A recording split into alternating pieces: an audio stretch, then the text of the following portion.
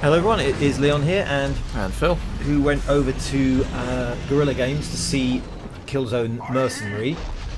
First of all then, so sum it up, what is it?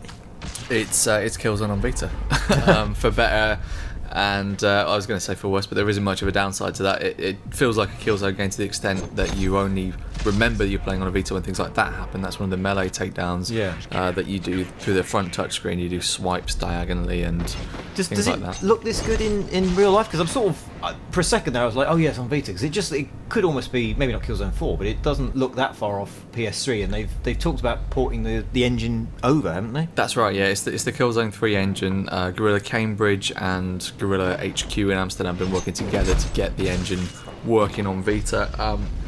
Herman Hulst, the managing director of Guerrilla, insists that the Vita's processing power is roughly the same as PS3, so you know, if what works on PS3 can be technically put into Vita, and you're seeing the results on the screen. So now. what's this little flashing, that little reticle there? How does it work single player gunplay then, in terms of the twin sticks, the touchpads? What are you sort of doing when you're playing it in single player? Most of the time you're free to just concentrate on the twin sticks, which is so important in a shooter, a handheld shooter, to have those twin sticks.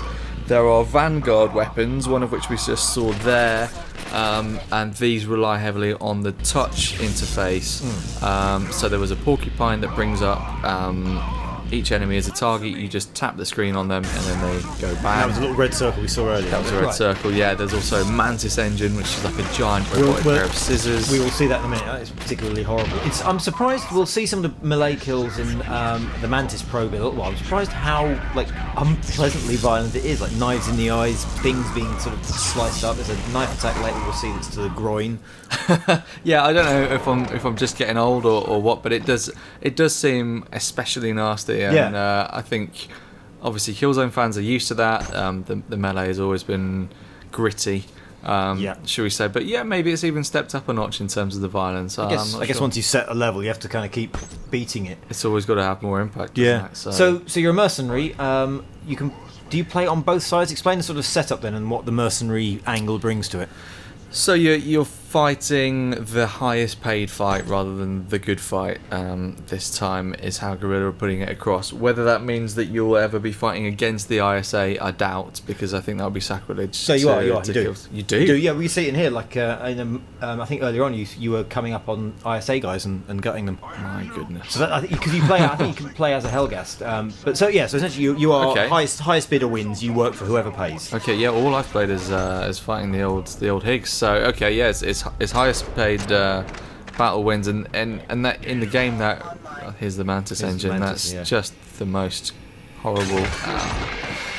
In the game that translates as earning money for certain objectives and things, and then you go into the weapons buying area, usually just a crate.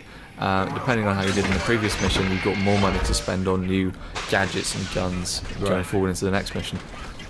And this is the porcupine, isn't it? So you tap on those red circles and it fires it. Yeah, I played a great little set piece where there was just a metric something ton of infantry just coming towards me, and I was just tapping on it like we're seeing here. Just taking out the drop stick. Exactly, it was really satisfying. It's kind of like rubbing your tummy and tapping your head kind of thing when you're going from the twin sticks into quite an involving touchscreen based interface. It sort of wrong foots you for a second. Okay, you've got 4 targets there. I guess if you sort of got to tap them all and keep control of the twin without just dropping the Vita. It's another thing that Guerrilla have been careful of, is not to overload the touchscreen control, so that it's just there as a gimmick, and it doesn't feel gimmicky to be honest. Do the other missions you're undertaking, is there like a narrative to it, or is it you just drop in, do a mission, drop out, almost like a challenge kind of thing? I think they're attempting a marriage of the two. So the idea is that because it's on a Vita, you need to feel like you can achieve something in a small space of time. So the missions are paced quite tightly, and you can go in and complete a mission in 5 to 10 minutes. But they do also have an overarching story in that an ISA diplomat's or ambassador's young nephew has been kidnapped by the Helghast, and he's sort of an important piece in the war, and you're kind of going after him to save him, from what I understand.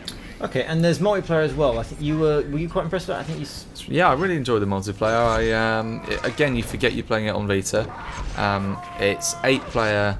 I think 6 maps at launch and 3 different modes, including the Warzone kind of, all the different stages each time. So yeah, I mean, the maps are designed so that you're not sniping so much. You're coming across enemies at mid-range and short range. Yeah.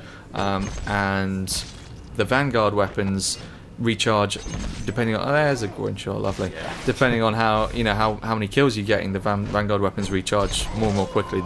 I'd say at the moment there was a bit too much airstriking going on. There was always somebody on the map who had an airstrike available. That's an ISA guy. That was a nice. That's sacrilege. But no, I think that's the point, isn't it? I think it's that sort of nice little twist you get to play as a different character. Yeah, it's definitely something different. How do the maps feel then on the? Because I'm curious to see how big the maps might be on a Vita. Does it feel like a big, in terms of multiplayer? Are the maps large? They're not large. I assume they'll be bigger in the Warzone mode, which I haven't played yet. But in the Deathmatch map I played called Shorelines, it was a small. I mean, it's designed for 8 players.